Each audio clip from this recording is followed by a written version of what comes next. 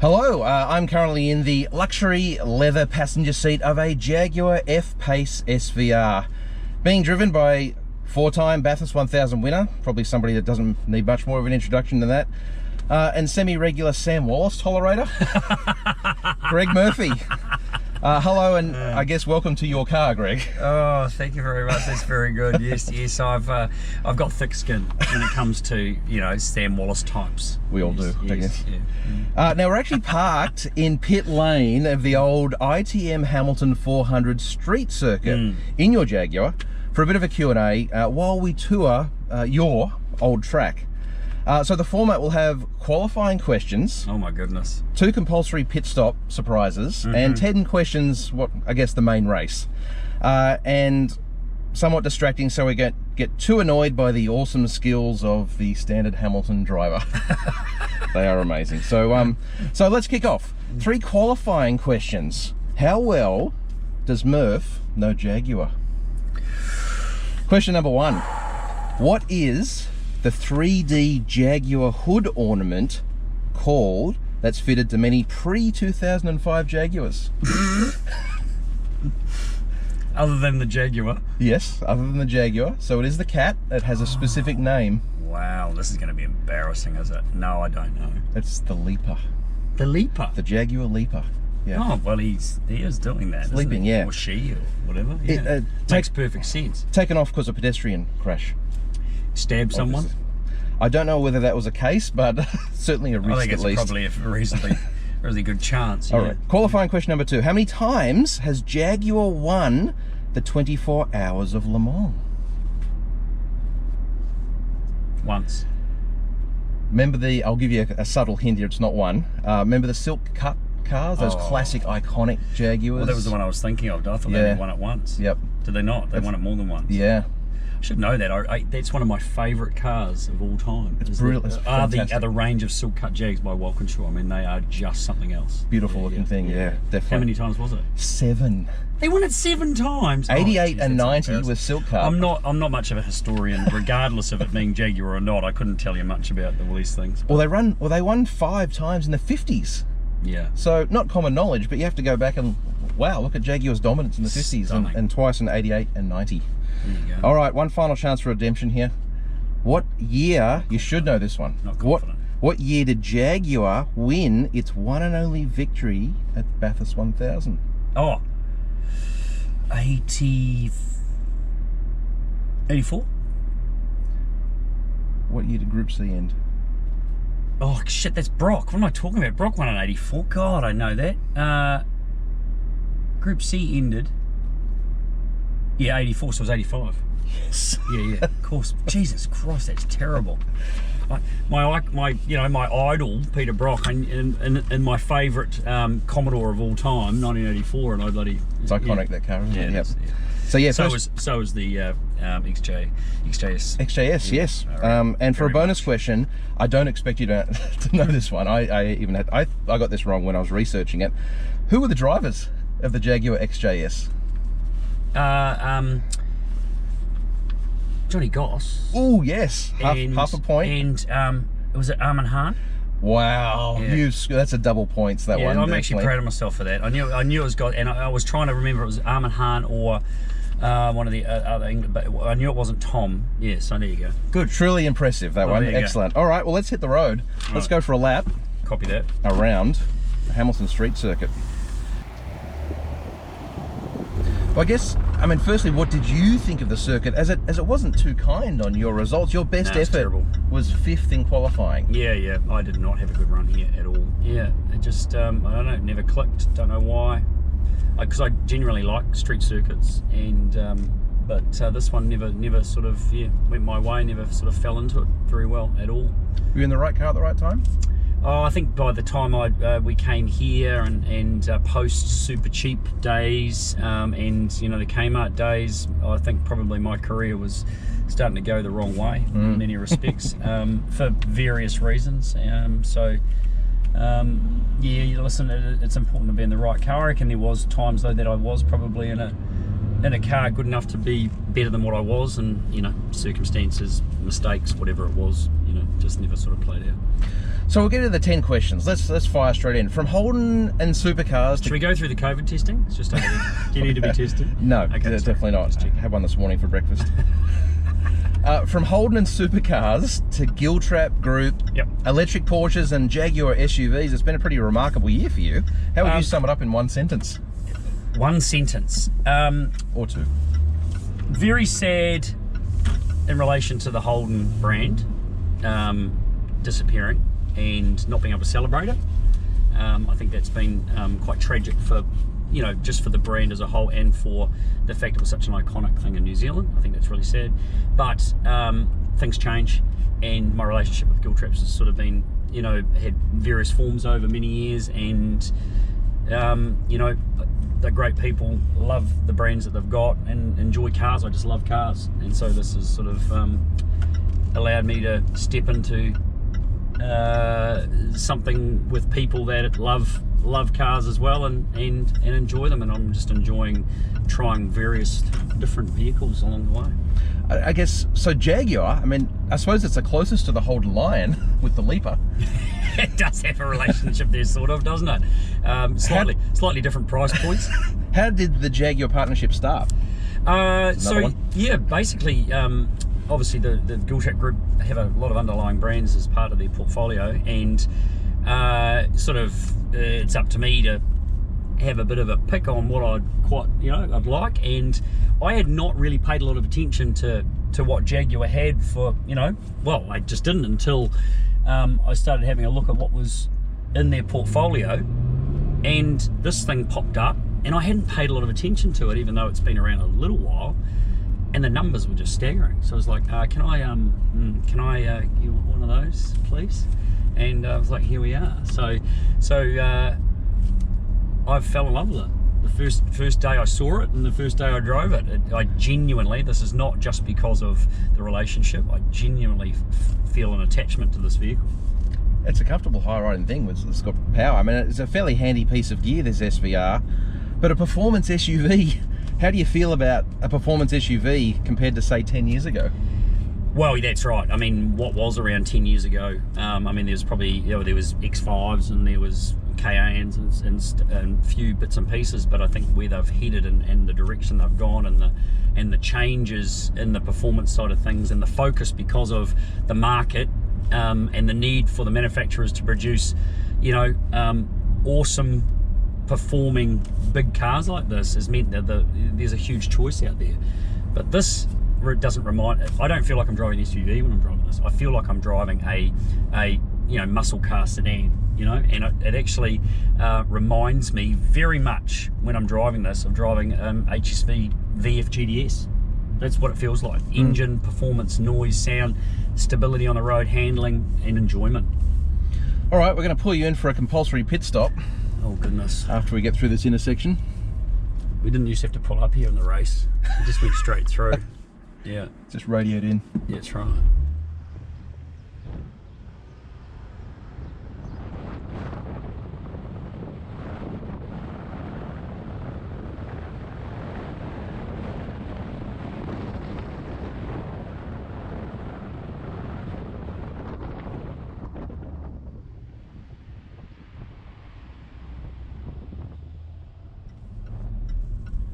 Hit the marks. Radio, water. All right, so I'm going to prepare this. I got to read this because you're one of the few people, I've watched your garage tours. Oh. You're one of the few people, if I say, can I show you my Wild Willy? Yes. You know what I'm talking about. Oh, your Wild Willy. So what do you think when you see that? I think of my childhood, and I think of my Tamiya catalogue from like the 80s and 90s or whatever. That's what I think of. Was that your first car? RC car? No, it wasn't. I just dreamed it. There was... Did you never have one? I didn't have one. I didn't have one. I wanted one. I would just sit for hours just going through the Tamiya catalogue. That's all I had was the Tamiya catalogue. And it was just like, oh, this is the coolest thing I've ever seen. And so my kids and my wife, after I think one of my boys and my kids, you know, at some stage, maybe in a hobby shop, I've gone, oh, that's so cool, I remember this, told them a silly, told them the story, and then so they bought me one for my birthday. That's awesome. Yeah, and so I built it, and it sits in there, and it's all good to go. It's got this remote control and everything, but so good. So you didn't have one as a kid at all? No, didn't. Wow. Closest thing I had to a radio control car was it was a Porsche 935, but not a Tamiya or anything. Just it was actually quite a cool little thing that my mum bought for me when she went to Australia one time. Yeah, nice. But I never had a proper Tamiya kit. No. Have you ever raced them as a grown up? No, I haven't. Okay. No, another thing that I love doing but don't have enough time All right. for. So another one of many hobbies. Yes. That's awesome. So there you go. You've seen my Wild Willie. Yeah, there you go. Rally. Is that something you like to do more of? And obviously, what's still on the wish bucket list for you to do racing wise? I think my wish bucket list is probably almost empty, and just in reality of where my world is these days, what I have time for, what people are prepared to actually allow me to do, because I'm not one for really wanting to delve into my own bank account, considering the things I have done, and I'm pretty happy in where I've been and what I've managed to do in the cars that I've driven. But my focus now is more not so much going racing as such. It's other things. I sort of get enjoyment out of doing other things as well, and I'm sort of pretty happy with my competitive sort of space. I don't need to be fueling it. The rallying thing was something I just had to do when I moved back to New Zealand, and something that I have always had a real affection for, and so I was able to actually make that happen through some through some really good people, and then got an AP4 car, built the Holden Barina AP4 car, which was just such a blast. Definitely one of the, if not the most fun form of the sport that I've ever done. It was just mega. But again, it's the time that it takes, and the fact that I wasn't able through schedules to do as much as what I really needed to do to achieve my own personal goals, which wasn't about winning. It was just more about being competitive, my own competitiveness, and doing it at a level that was acceptable to me, and I just wasn't able to do enough of it just because of the time frames. Quick side question, because we've just finished one lap, we've just gone up the grid. Do you remember it? Did you have a favourite part of this track? I don't actually think I did. The finish? Yeah, I didn't. I just, as I say, that maybe part of the reason why I never sort of found any rhythm was I just don't know, never really connected so much with it. How would you describe it? Because it seems sort of stop-go through the some sections. It was a real pure street circuit, no doubt about it.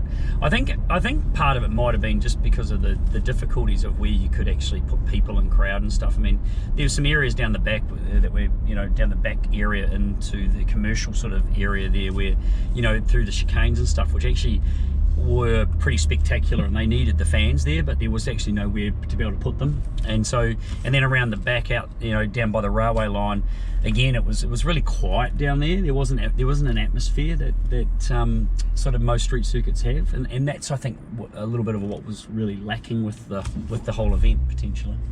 You've been a regular Trans-Tasman traveller for decades, really. Yeah. So what's a typical week consist for you in this, I guess, NZ isolated 2020? Yeah, really different. So I mean, from as long as I can remember, as long as I've been involved in racing, if I was living in Australia, I was travelling to New Zealand anywhere up to maybe 16, 18 times a year for various things, lots of things to do with Holden, other partners, sponsorships, all that kind of stuff, TV stuff.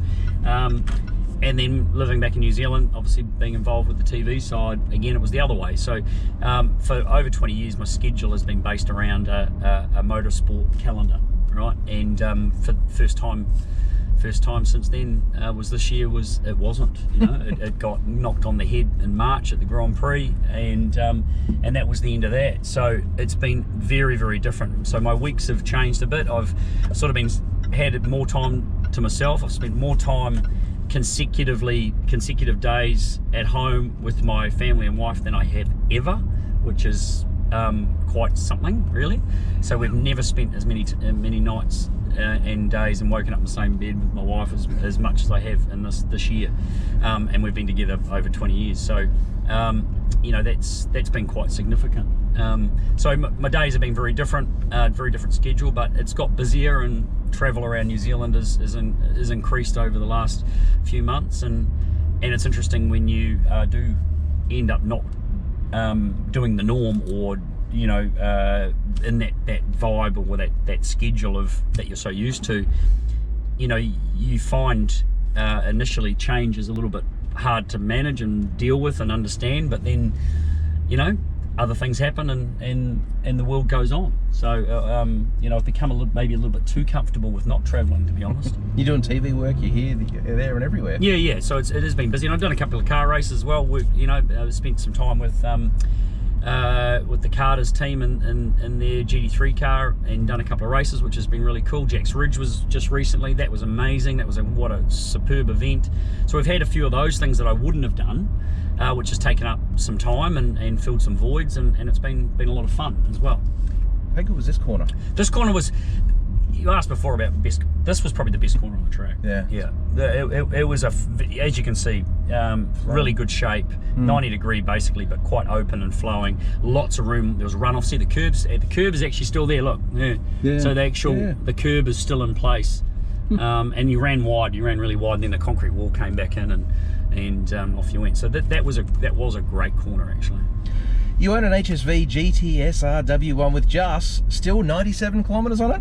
Oh, it's just gone. It's just ticked over. Oh. I had to go get a warrant the other day because it's 3 years old. Oh yeah. And I ended up.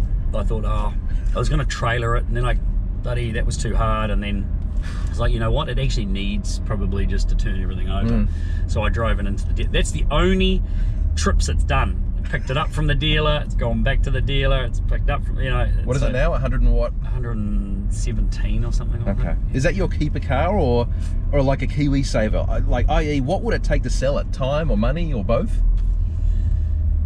Yeah, we've actually, this discussion actually happens a little bit at home, because my boys obviously think that they're going to end up owning it one day, which they've got another thing coming. It'll be gone by the time that happens.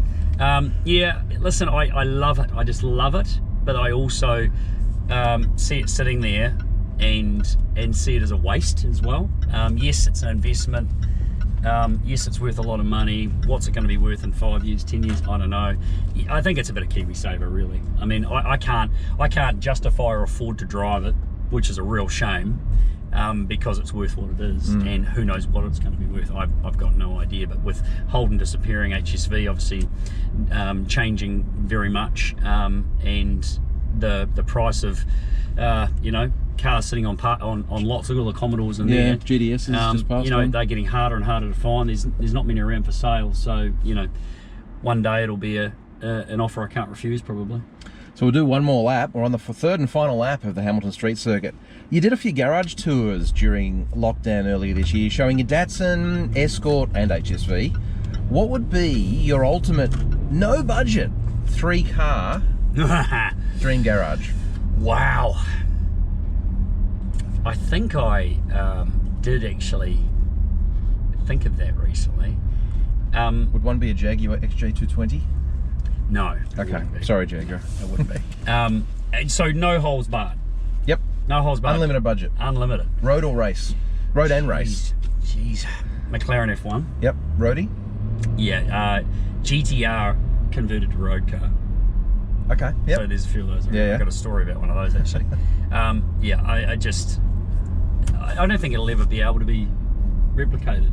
I really don't. Yeah. Gordon Murray's having a bit of a crack right now at it, but you just can't beat the original. I mean, it's so incredibly special. I do actually have in construction, it's not far away, my dream muscle car. So that's a 69 Dodge Charger. So that's near completion at the moment, and that's been a 13-year project so far. So I've got that. And then the other one, that's the real hard question to answer, because there's just so much amazing stuff out there. You know, so much incredible stuff. I actually love proper GT cars, and at the moment I have not spent a lot of time in one, but the Aston Martin DB11 Superleggera is just one of the most beautiful looking cars. It really is. It's just absolutely stunning. But then again, I've also got in the shed another muscle car, which is the W1. And to be honest, if you could have two of those and sit one in the shed and then drive one every day, I just think the pleasure that car gives you is just, yeah, I don't think everyone really understands it. They go, oh, it's a bogan bloody Commodore, you know, but it's not. It actually is just a really beautiful bit of kit. So I guess the HSV slogan should have been, I just want two. Should have been, and I think that would have actually worked really, really well. And there's a lot of people that do have two, you know. All right, I'm going to play the last question before you get called in for pit stop number 2. All right. It's a game that I like. It's a game called Would You Rather.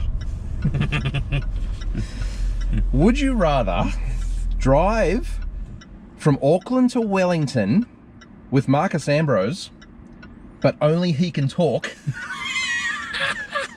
or drive a manual Ford Falcon AU for a year, and only that car, with a broken first gear?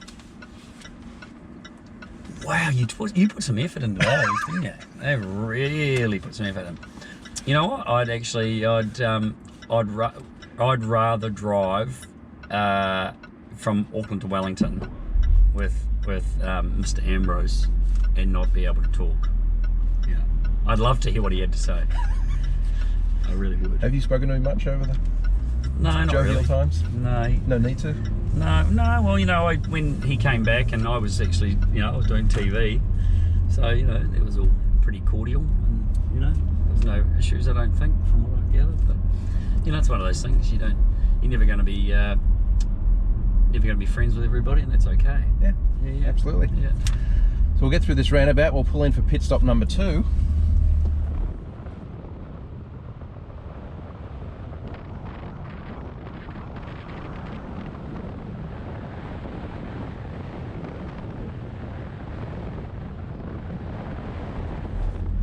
This is one of these cars, this is one of these vehicles that, because of the way it looks, and it is a little unassuming, it's not too aggressive in its styling and all that kind of stuff, that you don't really take a lot of notice of, but then as soon as you're driving one, yeah, you see so many. And there it is there, little E-Pace, yeah, E250. Nice. Good colour. All right, so pit stop, we're stopped. Now, rumour has it you did some kind of fast qualifying lap around Bathurst. Nobody really remembers that or cares about you, obviously. But I do remember you drove a Holden Astra around Bathurst for 2 years in a row, in fact. In 2001, you won the class with Richo, yeah. Steve Richards, and you beat Denya, which you talked about recently on another podcast. I remember you also won in 2000, and the reason I remember that is because you beat me. Does that trophy look familiar? And does that take pride, your first place trophy, does that take pride of place? You have to show the camera. That's the second place trophy. You have the first place that I'm sure takes pride of place in your collection. Is that your proudest moment? And what do you remember about that race, apart from nothing?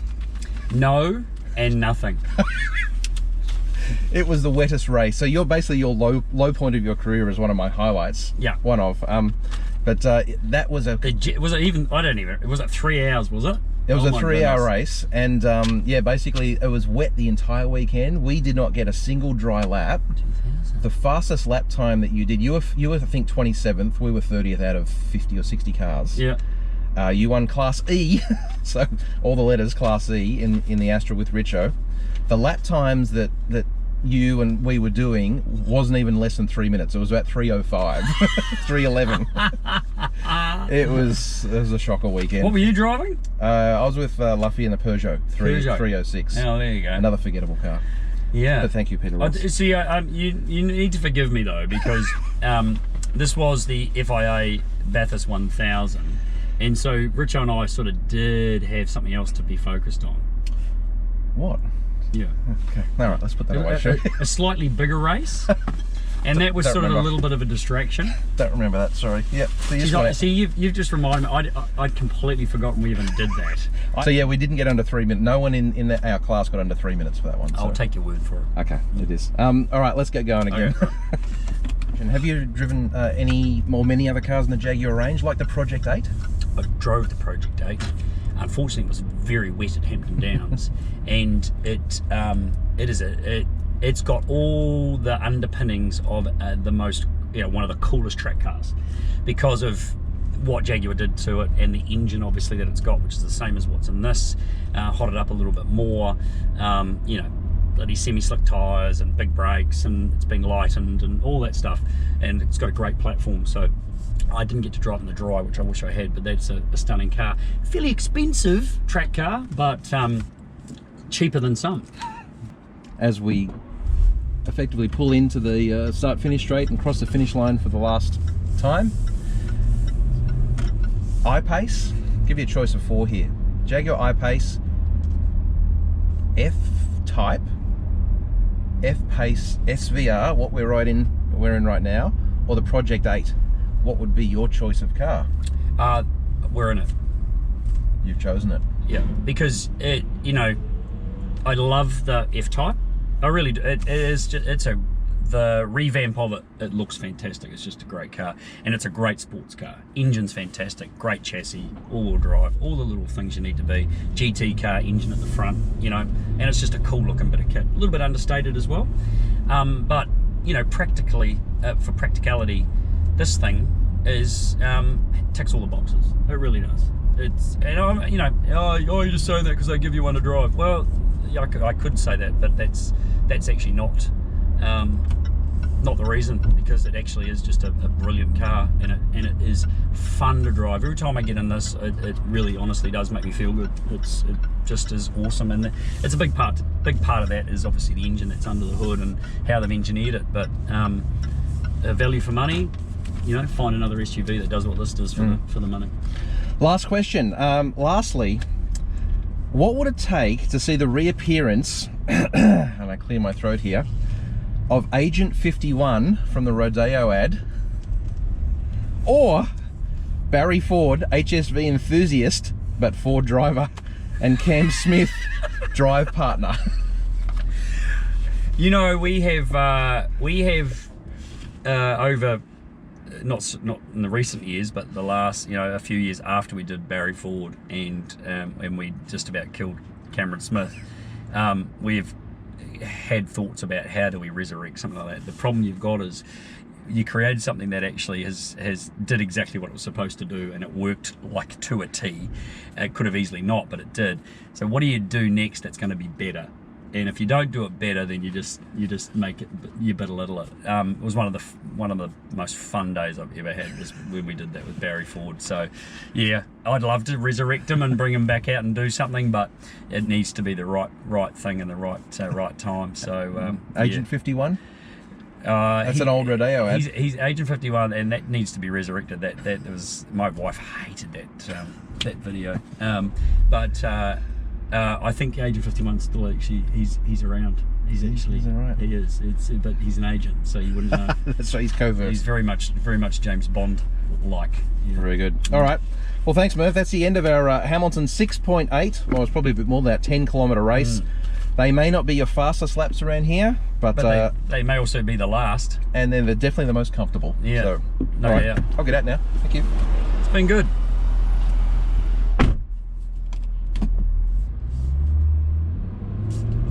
Find your car at driven.co.nz.